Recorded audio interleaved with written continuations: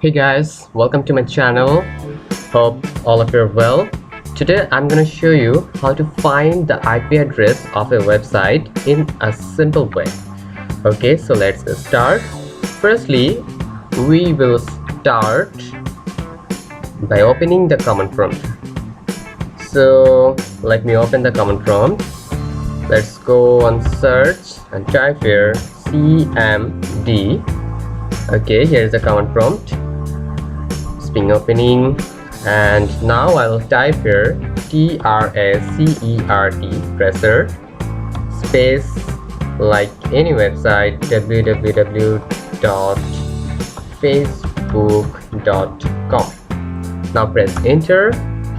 Here the tracing route starts at minute c10r.facebook.com. Here's the IP address of Facebook, and here the tracer routing the maximum 30 hoops.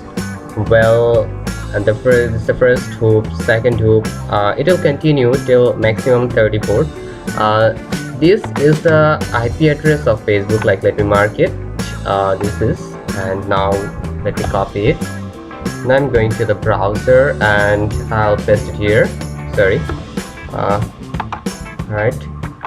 This is 31.13.78.38. Okay, 31.13.78.38. Press the enter.